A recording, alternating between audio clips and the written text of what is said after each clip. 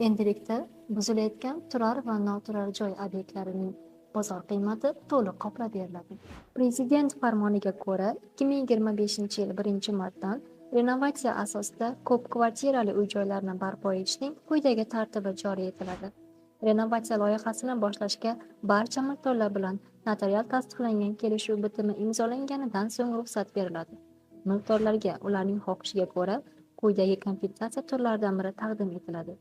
Buzilayotgan turar joy obyektlari o'rniga ularning maydonidan kam bo'lmagan, renovatsiya dasturiga muvofiq yangi quriladigan turar joylardan yashash uchun tayyor holdagi kvartiralarni mulk huquqi asosida berish hamda qurilish davrida ko'chish, shu jumladan boshqa turar joy obyektini vaqtinchalik ijaraga olish bilan bog'liq xarajatlarni to'liq qoplash.